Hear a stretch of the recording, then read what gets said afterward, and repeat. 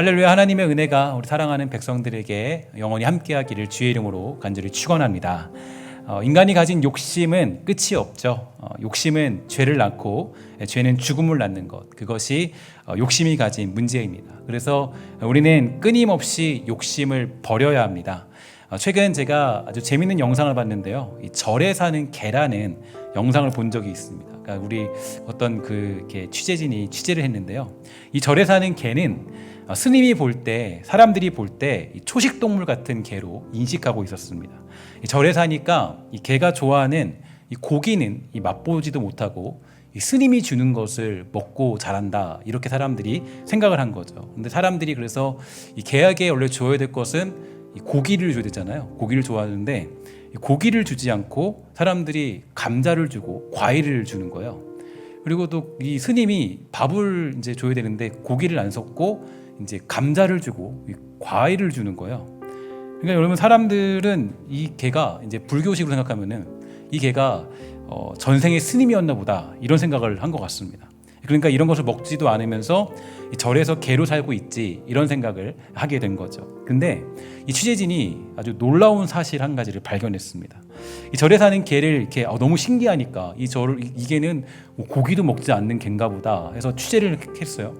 근데 이 개가 이놈의 개가 이제 이 때만 되면 밖에 산책을 이렇게 나가는 거예요. 때만 시간만 되면. 사람들 생각했습니다. 너무 배가 고프니까 이 개가 산책을 나가는구나.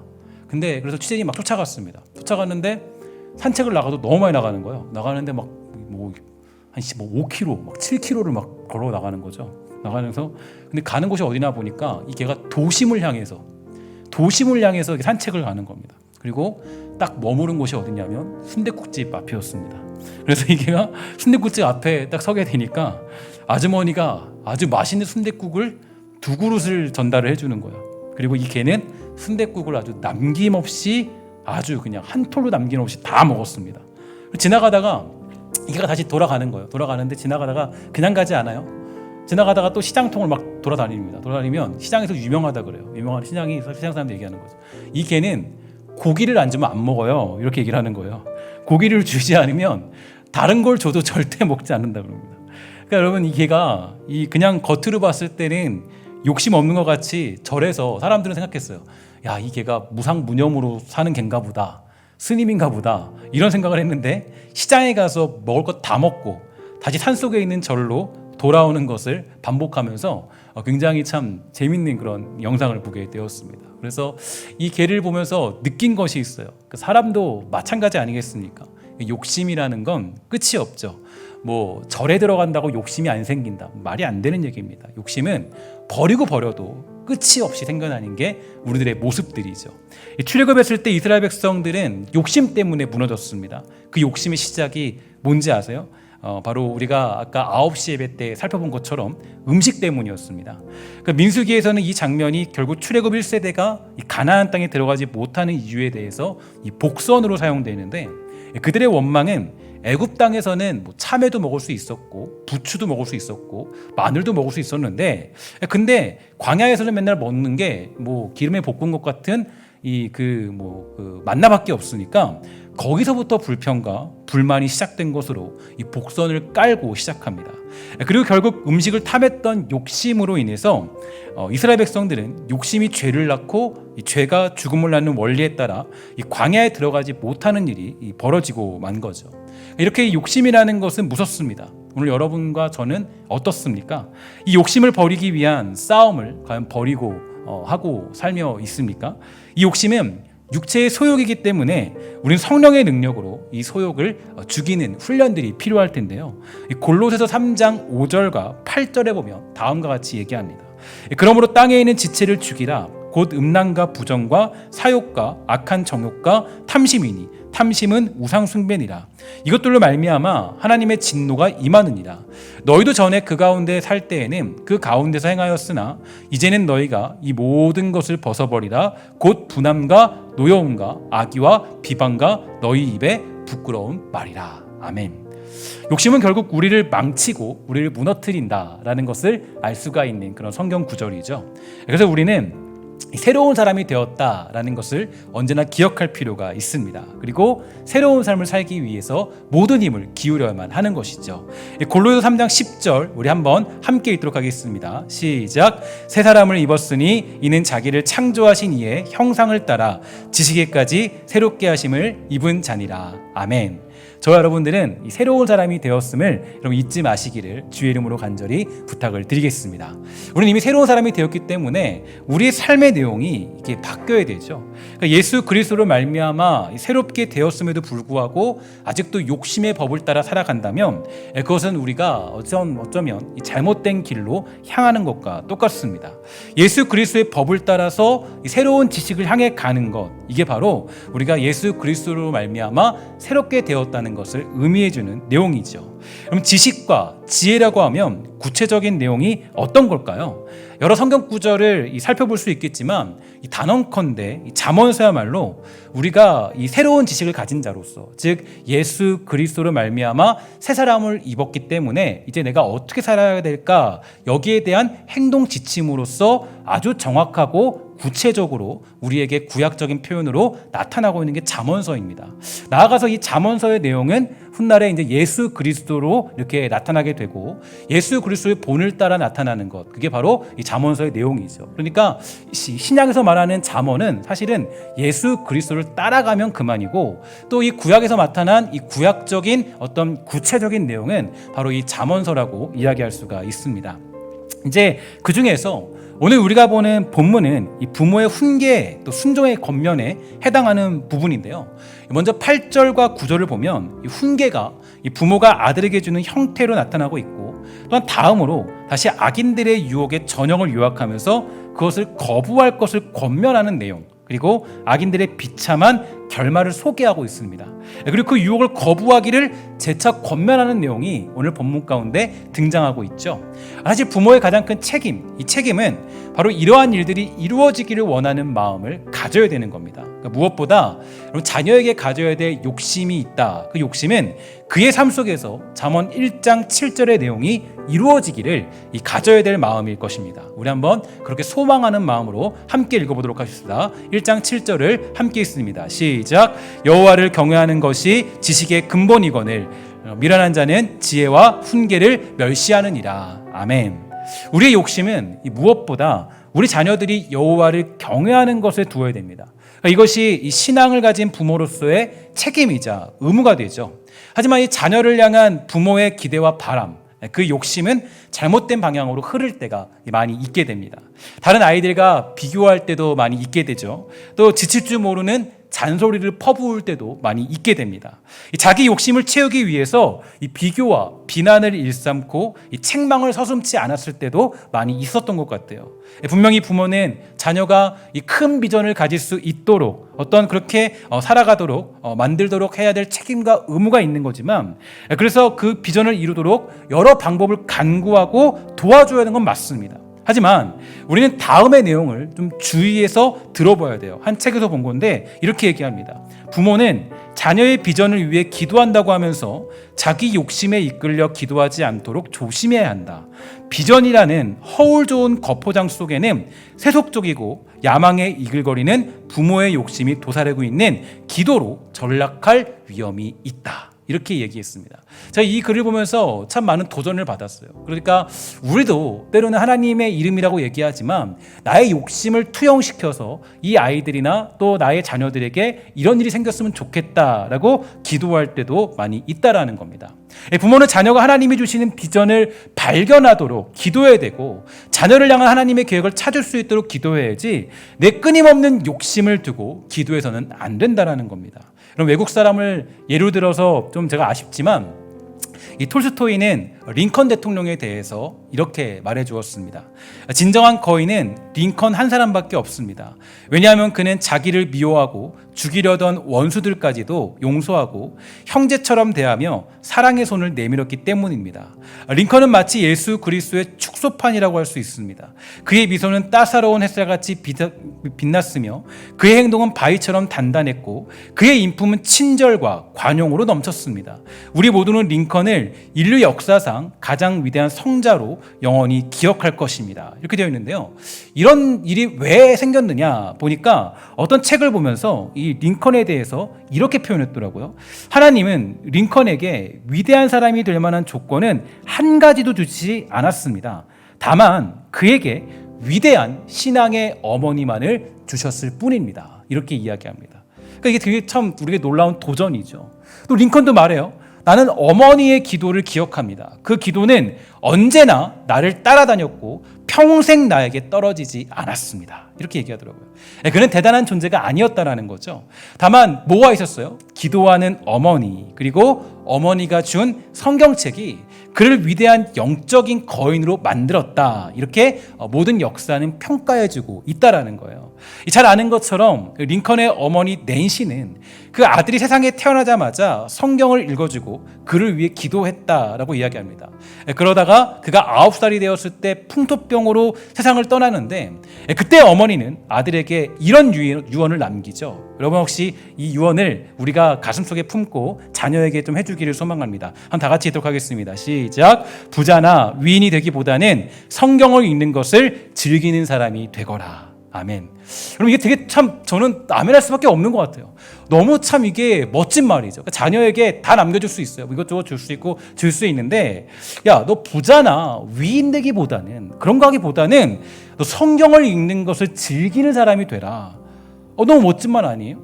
그러니까 이게 우리가 신앙인이 가져야 될 가장 절실한 그런 소망의 메시지인 거죠. 그러니까 내가 자녀를 향한 또 가정을 향한 소망이 뭐냐? 그리스도인이라고 한다면은 이 소망을 가지는 게 가장 중요한 소망의 제목이 됩니다. 그래서 링컨은 어머니를 다음과 같이 기억합니다. 내가 아직 어려서 글을 읽지 못할 때부터 어머니는 날마다 성경을 읽어주셨고 나를 위해 기도하는 일을 쉬지 않으셨네. 통나무 집에서 읽어주시던 성경 말씀과 기도 소리가 지금도 내 마음을 울리고 있다네. 나의 오늘 나의 희망, 나의 모든 것은 천사와 같은 나의 어머니에게서 물려받은 것이라네. 그러니까 여러분의 기도, 우리들의 기도가 정말 이 자녀들이 안 보는 것 같지만 다 보고 있다는 거예요. 다. 아, 우리 엄마가 어떻게 신앙생활을 했구나, 우리 아버지가 어떻게 신앙생활을 했구나, 다 보고 있다는 거예요. 여러분 이거 너무나도 우리에게 도전적인 메시지입니다. 그러니까 정말 어떻게 신앙생활하고 있는지, 하나님을 어떻게 사랑하고 있는지, 하나님을 어떻게 섬기고 있는지, 하나님 앞에 어떤 신앙생활을 하고 있는지 그거를 다 보고 있는 게 자녀들의 모습이라는 것을 링컨의 자서전을 통해서 확인할 수가 있게 되죠. 그리고 그는 자서전을 이렇게 얘기합니다. 어머니의 기도 소리는 오두막집 구석구석에 깔려 있는 것 같았다. 집에서뿐만 아니라 들에서 일할 때에도, 내가 성장해서 가게에 나가 일할 때에도 어머니의 기도 소리는 언제나 내 곁에서 사라지지 않았다. 너무 참 이게 우리에게 큰 도전이에요. 그러니까 내가 어떻게 자녀에게 비춰주느냐, 내가 어떻게 자녀에게 비춰주느냐, 어떻게 자녀에게 그런 신앙의 삶을 전달해 줄 것인가. 사랑하는 자녀를 위해서 기도하는 소리가 자녀의 귓전을 떠나지 않도록 기도해 준 것입니다. 그러니까 여러분 우리가 아까도 새벽기도 때 우리 김민 목사님이 그런 얘기를 예화를 들었는데요. 그러니까 그 자녀들에게, 그 청년에게 물어봤대요. 너의 신앙은 뭐라고 생각하냐 물어보니까 그 신앙이 이러네요. 자기 신앙은 어머니가 알람을 맞춰놓고 깨어났던, 알람을 맞추지도 않고 깨어났던 그 새벽의 신앙, 그냥 새벽기도를 나가는 신앙, 그리고 항상 예배를 지키는 신앙, 이렇게 얘기를 했다는 거예요. 그러니까 이제 그 신앙들, 그냥 어머니를 보면 자라는 신앙들, 그냥 그 신앙으로 살았던 거예요. 그러면 이게 너무 우리는 놀라운 도전이에요. 그러니까 이 사랑하는 자녀를 위해서 기도하는 소리가 그냥 떠날 리가 없다는 거죠. 내가 하나님을 섬겼던 모습들이 그냥 사라질 리가 없어요. 저도 그런 것 같아요. 저도 지금 지나와 보면 제가 신앙을 유지하는 한 70%, 80%는 다 어머니를 닮은 것 같아요.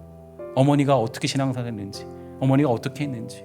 지금도 저희 어머니를 보면요, 지금 정말 제가 깜짝 놀란 게, 정말 뭐 어떤 이 책을 어머니가 쓰고 계세요. 쓰세요. 막 레위기 강해를 막 하시는데, 레위기 강해가 200페이지를 혼자 다 만드셨어요. 독실타법으로. 레위기 강해를 그 큰 교회에서 다 가르치세요. 가르치시고 다 하세요. 지금도 다 하세요. 60대가 넘으셨는데 다. 저는 어머니 보면서 도전받을 수밖에 없죠. 아, 내가 가만히 있으면 안 되겠구나. 목사인데 나는 더 열심히 가르쳐야지. 나는 더 열심히 해줘야지. 다 어머니를 보고 또 부모를 보고 이 신앙이 성장하게 되는 겁니다. 그러니까 부모는 자녀를 위해서 기도하기 위해서 그들이 세상적인 지식에 취해서 비틀거리며 사는 것이 아니라 여호와를 경외하는 것이 지식의 근본이라는 사실을 알도록 하기 위한 이 책임을 지기 위해 먼저 보냄받았다. 이게 성경이 주는 가장 중요한 부모에 대한 권위가 되는 거예요. 그래서 오늘 본문 8절은 우리에게 말해줍니다. 내 아들아, 내 아비의 훈계를 들으며 내 어미의 법을 떠나지 말라. 자, 그럼 여기서 훈계, 법은 뭘까요? 이건 뭐 그냥 야, 너 이거 하지 마, 이거 안 돼. 당연히 그건 아니겠죠. 당연히 그건 아니에요.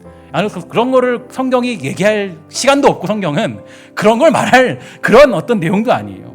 여기서 아들이란 단어의 원어는 이 뺀이라는 건데, 이 뺀은 제자를 지칭할 때도 쓰이기도 하지만 쓰이기 때문에 내 아들아라는 표현은 이 제자를 부르는 스승의 말이라고도 볼 수 있지만, 여러모로 봤을 때 아들을 향하여 부모의 훈계에 순종하라는 권면으로 볼 수 있습니다. 그러니까 그 하나님의 지식을 가르치는 그런 제자로서, 그러니까 이 부모가 어떻게 존재하냐면, 부모가 존재하는 이유, 그러니까 왜 윗세대가 존재하고 가정이 존재하고 어머니와 아버지가 존재하고 자녀가 존재하냐, 그 이유는 어디에 있냐면, 여러분 이스라엘의 신앙 교육을 보면 잘 알 수 있어요. 이스라엘의 신앙 교육의 가장 첫째가 뭔지 아십니까?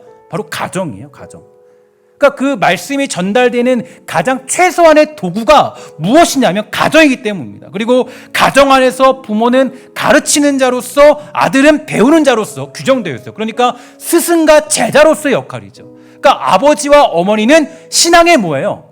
스승이에요. 롤모델이에요. 그리고 또 자녀는 제자가 되는 거예요. 제자가. 신명기 6장 4절부터 9절에 보면 이렇게 되어 있어요. 여러분 너무 잘 아는 말씀이죠. 이스라엘아 들으라, 우리 하나님 여호와는 오직 유일한 여호와이시니 너는 마음을 다하고 뜻을 다하고 힘을 다하여 내 하나님 여호와를 사랑하라. 오늘 내가 내게 명하는 이 말씀을 너는 마음에 새기고, 그 다음 너무 중요하죠. 내 자녀에게 부지런히 가르치며 집에 앉았을 때든지 길을 갈 때든지 누워있을 때든지 이 말씀을 강론할 것이며, 너는 또 그것을 내 손목에 메어 기호를 삼으며 내 미간에 붙여 표를 삼고 또 내 집 문설주와 바깥문에 기록할지니라. 그러니까 자녀에게 가장 큰 스승, 신앙의 스승은 누구입니까? 라고 하면 어머니와 아버지가 되는 거예요. 그러니까 우리는 그 책임을 지고 있는 사람으로서 먼저 윗세대로 부름받은 그런 백성들이 되는 거죠. 이거는 우리가 뭐 하고 말고가 아닙니다. 하나님의 명령이에요. 부모는 자녀에게 하나님의 말씀을 가르쳐야 될 의무와 사명이 있는 거예요. 그거는 여러분 우리가 시간을 정해놓고가 아니라 아주 어렸을 때부터 철저히 이 일을 감당해야 됩니다. 때가 되면 가르치겠다. 사실 그 일을 누가 보장할 수 있겠습니까? 제가 어떤 분하고 상담을 했어요. 상담을 하면서 정말로 속상한 이야기를 들었어요. 아이와 한 가지 약속을 했습니다. 어떤 약속이냐? 그 집안이 교회 다니는 것을 지극히 싫어하기 때문에 그 자녀가 교회 다니는 것을 이제 남편이 반대합니다. 그래서 최선의 타협을 했어요. 어떤 타협이냐? 그러면 이 아이가 중학교 올라가면 아이가 교회에 나올 수 있게 해주세요. 남편과 타협을 한 거예요. 합의를 본 거예요. 그래서 그거 하나만, 그날만 보고 버티면서 살아왔습니다. 아, 이때 되면 자녀를 이제 교회에 데려올 수 있겠지. 그때 되면 데려올 수 있겠지. 문제가 생겼어요. 어떤 문제냐?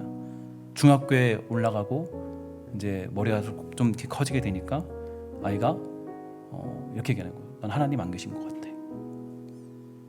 무신론에 가까워진 거죠. 여러 가지 이유가 있겠지만 하나님 안 계신 것 같아. 그걸 우리가 봤을 때 얼마나 마음이 찢어질까요? 아직 그거 하나만 믿고 바라보신 분인데 정말 얼마나 가슴이 찢어지고 괴로울까. 물론 저는 기도했습니다. 하나님, 정말 하나님의 때가 되면 하나님이 역사해 주셔서 그 아이가 구원받기를 소망합니다. 정말 저는 기도했어요. 근데 마음에 속상하면 어떻게 할 수 없더라고요. 여러분, 지금 당장이 아니면 언제 주님 만날지 몰라요. 또 언제 주님 우리가 깨달을 수 있겠습니까? 때가 있겠지. 물론 저도 그건 압니다. 우리는 기다리는 마음으로, 저도 늘 그래요. 때가 있는 그때가 있어서 너무 조바심 내지 않아도 괜찮다고 저도 말씀드릴 때가 있어요. 그러나 중요한 것은 우리가 그냥 뭐 알아서 하겠지, 그런 건 없다는 거예요. 어떤 스승이 너 알아서 해라, 스승은 그런 사람 아니죠. 스승은 어떻게 해야 돼요? 스승은 혼낼 줄도 알아야 돼요. 스승은 훈계할 줄도 알아야 돼요. 야, 이거 아니지 않니? 너 어떻게 주일날 빠질 수 있어? 너 어떻게 주님께 12일절 드리지 않을 수 있어? 너 어떻게 주님께 정말 예배를 빼먹을 수 있어? 이건 내가 용납할 수 없다. 정확한 기준을 가지고 가르치는 건 부모로서, 또 이거는 교훈으로서 반드시 감당해야 될, 스승으로서 해야 될 말이 되는 겁니다. 사실 신앙교육은 나이가 들어서라기보다는 어렸을 때부터 철저히 우리가 그 일을 감당하는 것, 스승으로서의 역할을 감당해야 돼요. 느헤미야가 성벽재건을 마치고 이제 본국으로 잠깐 돌아갔다가 다시 성전으로 돌아오게 됐습니다. 근데 너무 놀라운 일이 벌어졌어요.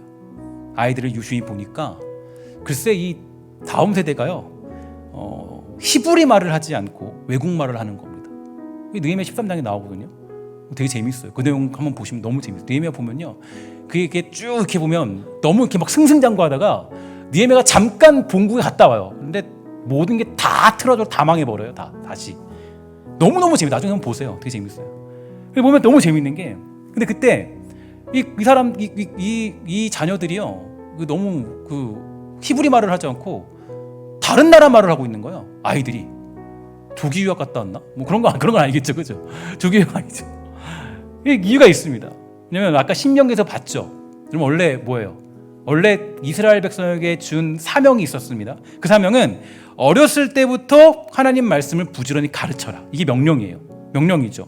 그러면 이거는 해야 될 일이에요. 이거는 하지 말고가 아니라 무조건 하는 일이에요. 무조건 하는 일. 그래서 이스라엘 백성들이 그 자녀들에게, 다음 세대에게 그 언어를 가르치는 방법은 토라, 하나님 말씀을 가지고 가르치는 겁니다.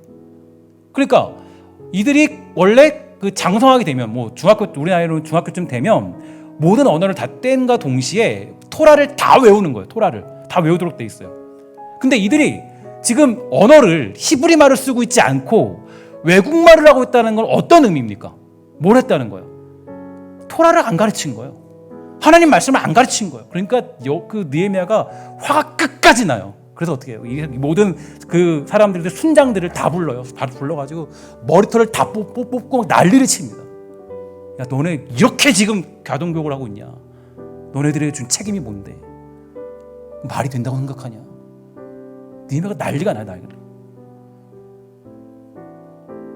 사실 부모의 책임은 주의 말씀을 부지런히 가르치는 겁니다.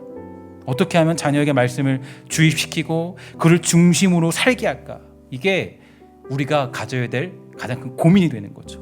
이렇게 할 때 성경은 부모의 권위가 서게 된다, 이렇게 우리에게 알려주고 있습니다. 즉, 말씀을 가르칠 때 진정한 부모의 권위가 서는 거지, 야, 너 이거 하면 안 돼, 이거 아니야, 저렇게 하면 안 돼, 이게 아니에요. 부모의 권위가 서는 건 하나님의 말씀을 가르치는 가장의 역할, 또 어머니의 역할을 할 때, 그때 거기에서 부모의 권위가 선다라는 게 영적인 질서입니다. 하나님이 세우신 영적인 질서는 부모의 권위가 그냥 세워지는 게 아니라 하나님 말씀을 스승으로서 가르치고 그들을 훈계하고 가르치고 권면할 때, 그때 아버지로서 어머니로서 그 권위가 세워진다라는 게 성경이 가르치는 영적인 권위의 질서가 되는 거죠. 그런 면에서 율법은요, 무서워요. 더 무서워요.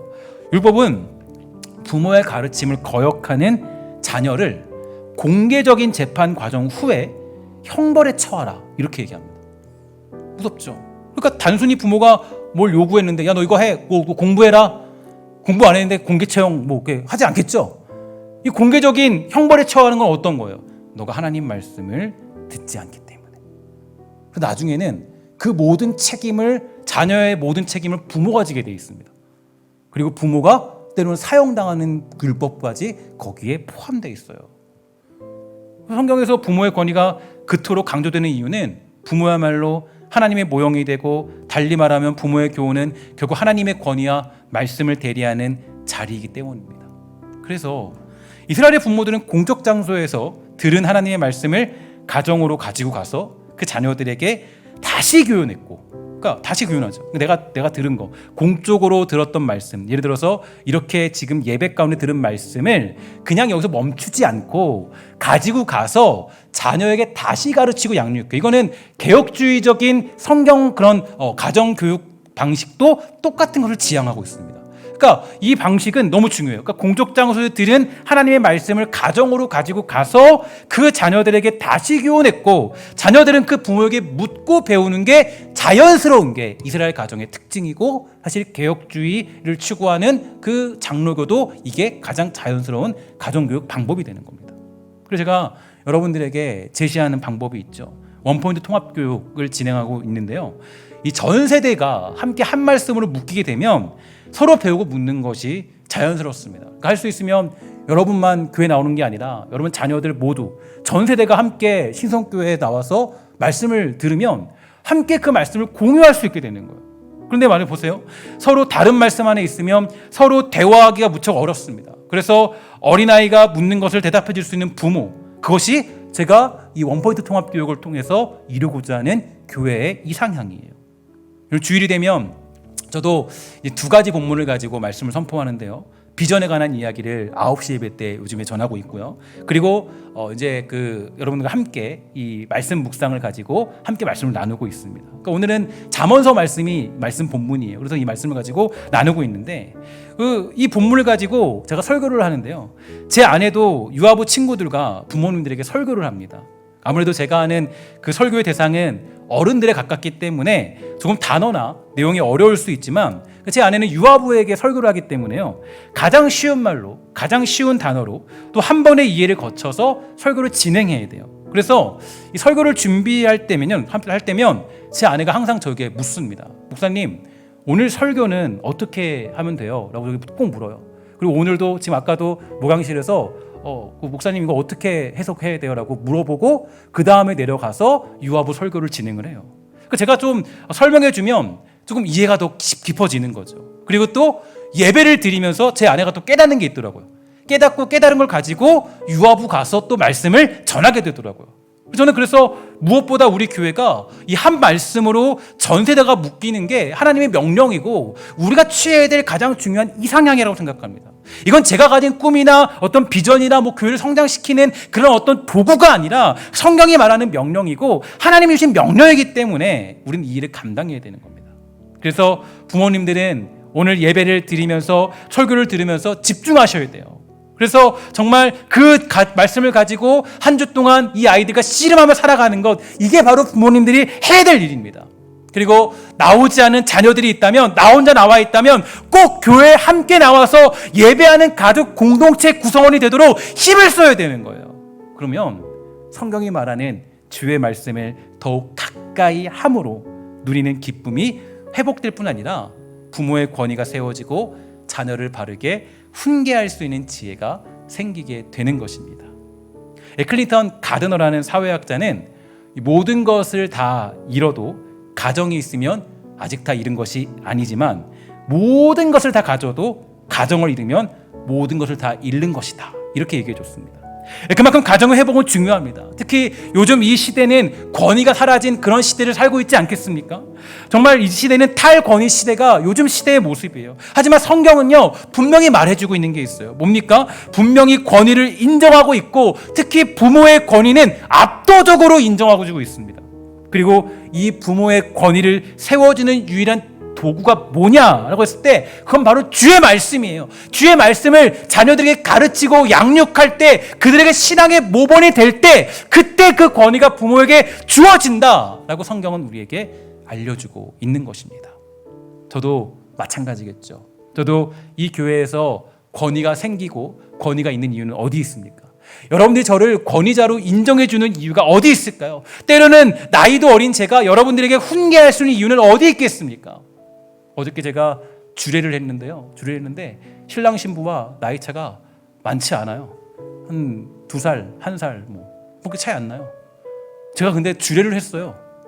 제가 어떻게 보면은 정말 동네 형일 수 있어요.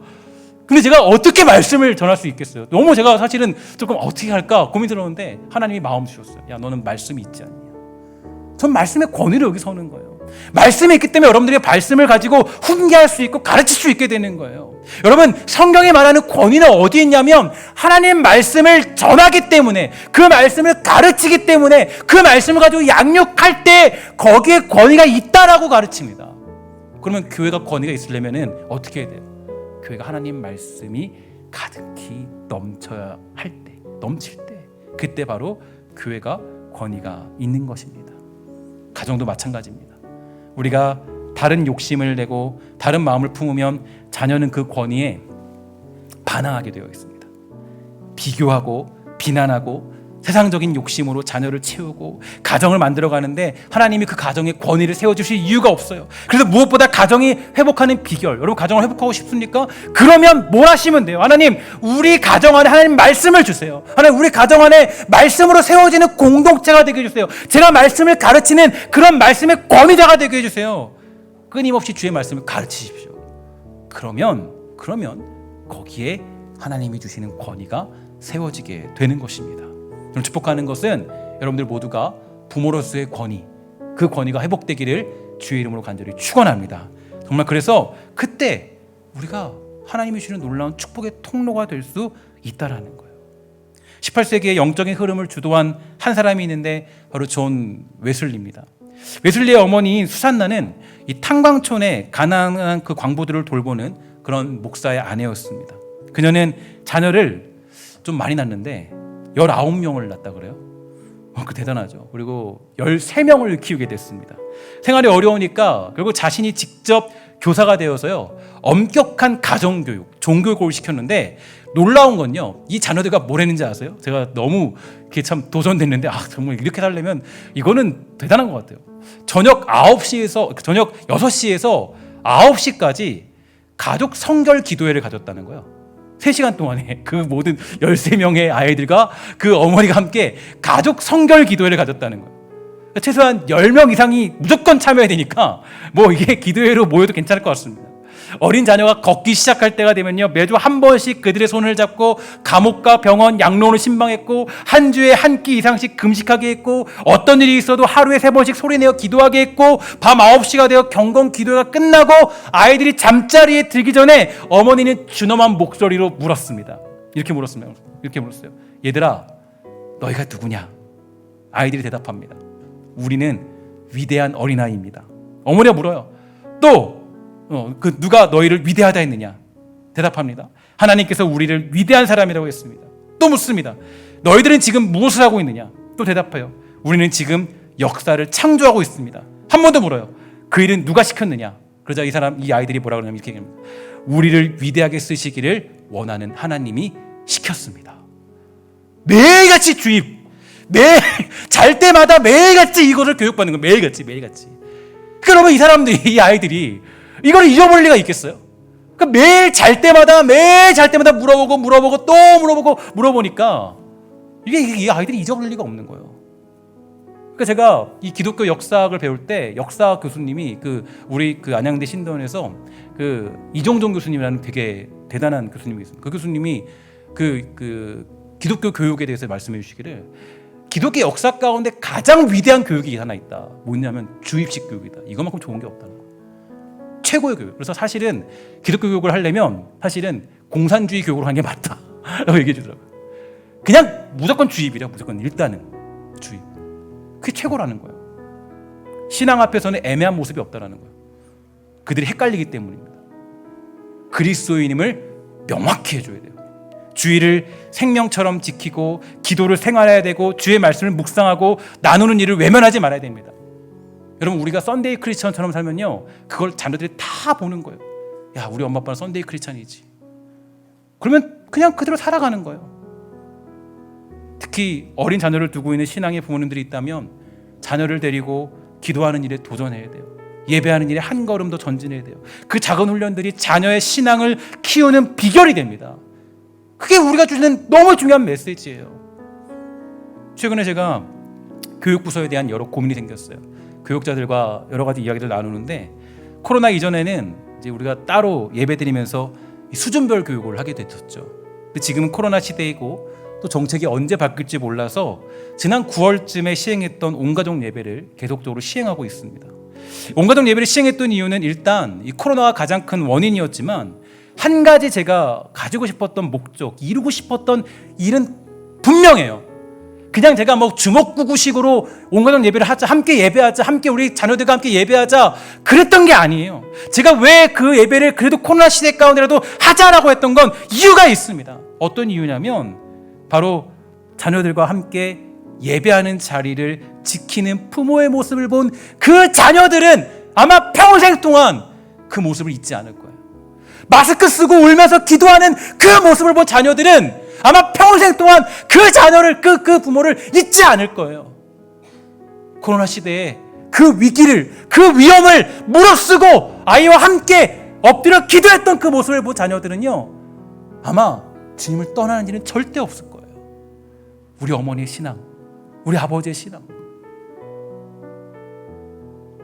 일단 아직까지는 이게 불투명한 미래 때문에 아직 해답이 없어서 지금은 이 방법을 유지하고 있지만, 중요한 것은 저는 신앙은 그렇다 생각해요. 아까도 잠시 말씀드렸지만 우리는 교과서 같은 겁니다. 우리는 교과서 같아요.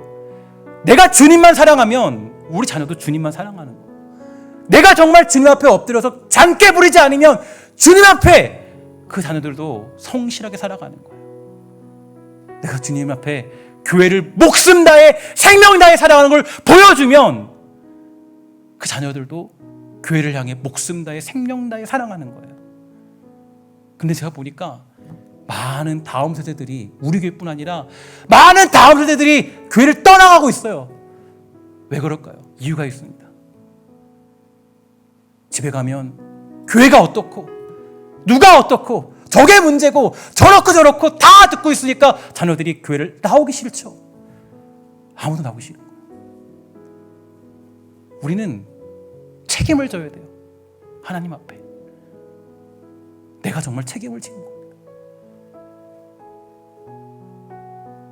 우리 조금씩 신앙생활에 회복되고 있는 시절이 찾아오고 있지 않습니까? 신앙생활이 지금 하나님이 다시 지금 때를 불러오고 계세요. 제가 보니까 다시 함께 모여서 예배할 수 있는 때를 불러오고 계세요. 여러분, 우리 그때가 얼마 남지 않았어요. 자녀와 함께 예배하기를 소망하십시오. 나이가 드셔도 이게 가장 절대적인 기도가 되어야 돼요. 하나님, 정말 제발 간절히 우리 사랑하는 아들과 사랑하는 며느리와 사랑하는 딸과 사랑하는 우리 남편과 아내가 예수 믿고 천국 가게 해주세요. 제가 그 본이 되도록 해주세요. 그게 우리가 가져야 될 가장 중요한 메시지 아니겠습니까? 우리 사랑하는 신성의 권속 여러분, 저도 마찬가지고 오늘 이 자리에 우리 모두는 여러분 가정에 교과서로 부름받았습니다. 교과서로. 우린 다 교과서예요. 하나님이 성경을 다 그들에게 알려줄 수 없으니까 여러분들을 교과서로 다 불러줬어요. 생명 걸고 주님 사랑하는 사람으로, 생명 걸고 교회 사랑하는 사람으로, 생명 걸고 신앙 지키는 사람으로 그들에게 보여주라고 여러분과 저를 세워주신 거예요. 우리가 그 책임지지 않으면 우리의 다음 세대들은 다 어디로 갈지 장담할 수 없는 겁니다. 저는 여러분 축복하는 건 우리 사랑하는 신성교회가 그런 미래를 향해 달려가기를 소망합니다. 주의 말씀으로 여러분의 권위를 세우시고 주의 말씀으로 우리 신성교회의 권위를 세우는 놀라운 기적이 우리 안에 일어나게 되기를 주의 이름으로 간절히 축원합니다. 여호와를 경외하는 것이 뭡니까? 우리 지식의 근본입니다. 여러분, 하나님을 경외하는 그 모든 지식을 우리 사랑하는 자녀들과 우리 가족들에게 알려줄 수 있는 본이 되는 아름답고 복된 은혜가 있게 되기를 주의 이름으로 간절히 축원합니다. 함께 기도하도록 하겠습니다. 하나님 감사합니다. 우리가 은혜 주시고 복 주셔서 우리가 하나님의 능력과 사랑 가운데 모였습니다.